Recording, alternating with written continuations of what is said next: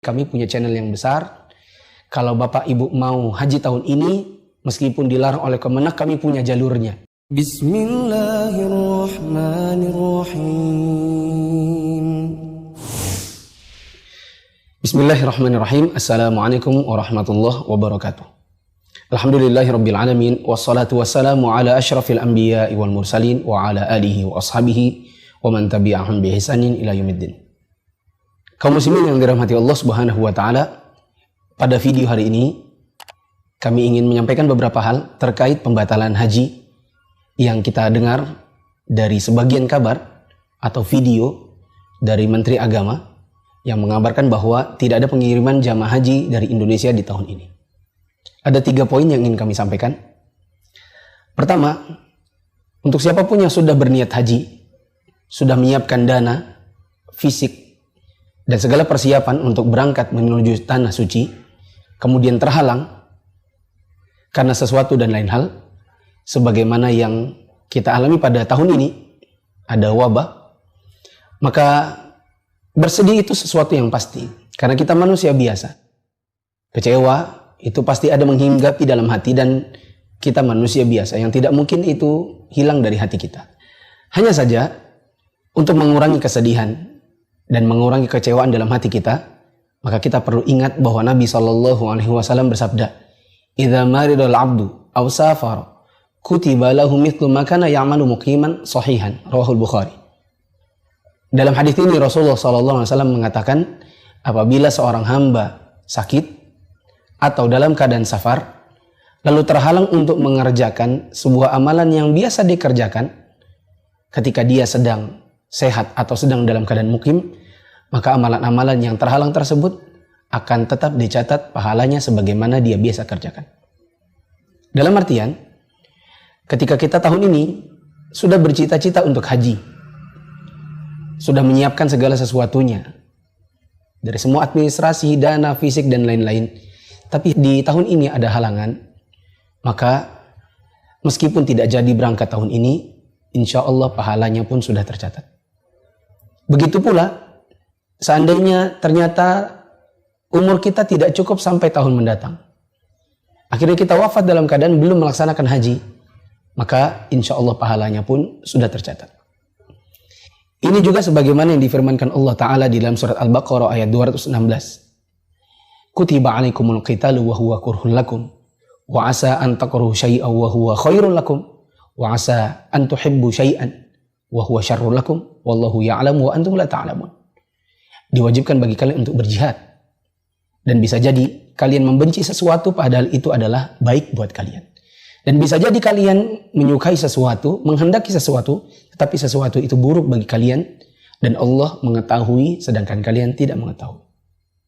Maka jangan bersedih, bisa jadi ini adalah takdir yang Allah tentukan, dan ada hikmah yang besar yang kita tidak tahu tapi Allah tahu. Yang kedua, apabila seseorang sudah menyiapkan segala sesuatunya, lalu kemudian dia wafat, maka masih mungkin untuk dibadalkan oleh seseorang, dengan syarat orang yang membadalkan sudah pernah haji untuk dirinya sendiri. Ada seorang yang ditinggal wafat ibunya, atau ditinggal wafat oleh orang tuanya, kemudian mengadu kepada Nabi SAW, maka Nabi mengatakan, berhajilah untuk orang tuamu. Ini menunjukkan bahwa haji apabila tidak bisa dikerjakan oleh yang bersangkutan karena halangan sakit atau keburu meninggal sebelum datang panggilan hajinya, maka bisa dibadalkan. Hanya saja ada persyaratan, yang membadalkan sudah harus pernah haji untuk dirinya sendiri. Yang ketiga, harus diwaspadai oleh siapapun, terutama oleh orang-orang yang awam dalam sisi informasi, dalam gadget, dalam berita-berita digital, dan lain-lain, karena biasanya yang menimpa adalah orang-orang yang demikian, yang awam dalam sisi informasi. Ada sebagian orang yang nanti ke depan akan memanfaatkan ketidaktahuan sebagian orang untuk menipu.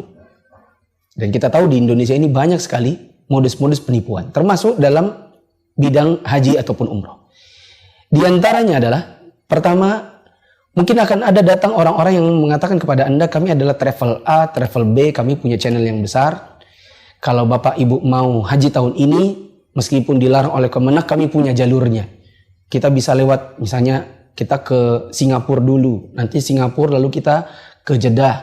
Nanti di sana kita punya channel orang dalam imigrasi yang akan meloloskan perjalanan kita. Oh tapi kan nggak ada visanya misalnya.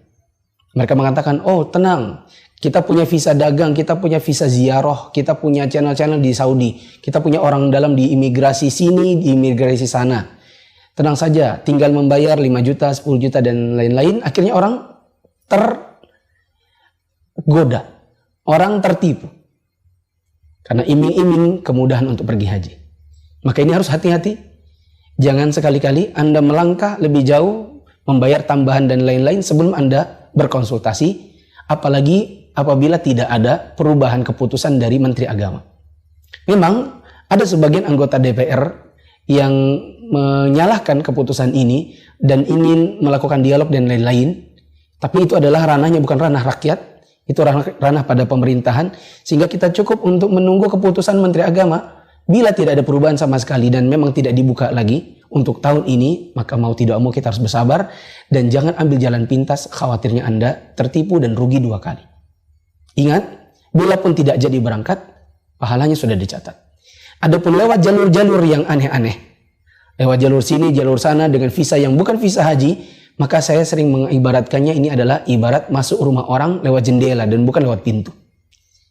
Anda bisa masuk, mungkin, tetapi tentu ada dak-dikduk, was-was dan lain-lain, ada kemungkinan deportasi dan lain-lain. Ya. Belum lagi ternyata bila seandainya Anda lolos, ya, hanya saja dengan jalur-jalur yang tidak sesuai, maka ini bisa menimbulkan dosa lepas dari hajinya sah atau tidak. Dan ini kan terus terjadi berulang-ulang setiap tahun. Sebagian travel menawarkan murah, hanya 100 juta, hanya 190 juta. Kita bisa pakai visa dagang, visa ziarah, visa kunjungan industri dan lain-lain. Mereka mengatakan tenang saja, kita punya channel orang dalam, imigrasinya sudah kita pegang. Kita tanya, iya kalau seandainya pas kita jalan orangnya masih hidup. Kalau seandainya orang di dalam imigrasi itu ternyata sudah wafat, sebelum Anda sampai di sana, apa yang akan terjadi? Anda akan kecewa 2 kali.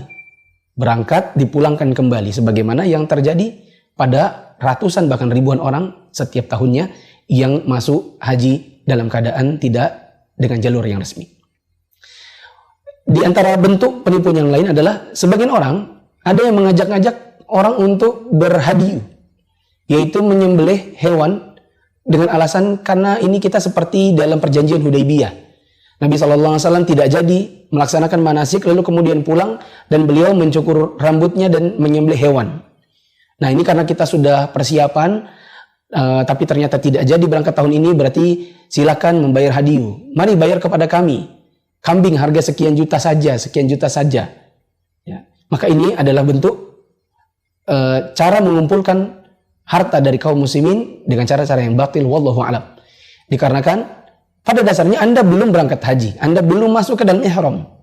Beda halnya dengan kondisi Nabi SAW dan para sahabat yang ketika itu mereka sudah berihram dan mereka harus tahallul atau mereka membatalkan manasiknya sehingga ada kewajiban untuk mencukur gundul dan menyembelih hewan. Adapun yang memang belum sama sekali ihram, kita masih di Indonesia, maka tidak ada kewajiban yang demikian. Semoga apa yang saya sampaikan pada kesempatan video ini bisa dipahami, bisa menjadi pencerahan. Saya ringkaskan, 1, bila pun tidak jadi haji, pahalanya sudah tercatat. 2, bila habis umur, sementara haji nanti baru akan datang misalnya 2-3 tahun lagi, dan Anda ternyata sudah tidak ada di dunia ini, maka bisa dibadalkan oleh orang yang sudah pernah haji untuk dirinya sendiri. 3, jangan sampai tertipu dengan iming-iming tambahan haji murah lewat jalur-jalur yang tidak resmi, karena bisa jadi Anda kecewa lebih dalam lagi, bisa jadi Anda tertipu dengan uang yang lebih banyak lagi, bisa jadi Anda sudah sampai di sana dan dideportasi. Yang jelas, kalaupun Anda lolos, maka Anda berdosa karena masuk rumah orang dengan jalur seperti jalurnya pencuri. Meskipun ibadah haji Anda anggaplah sah di sisi Allah. Kemudian jangan sampai Anda tertipu dengan ajakan oleh sebagian orang untuk menyembelih hewan karena Anda pada dasarnya belum berihram, Sehingga tidak ada yang namanya hadiyu, kemudian membayar kambing sekian-sekian, karena bisa jadi ini hanya sekedar modus untuk mengumpulkan harta dari manusia. Wallahu a'lam bishawab. Assalamualaikum warahmatullahi wabarakatuh.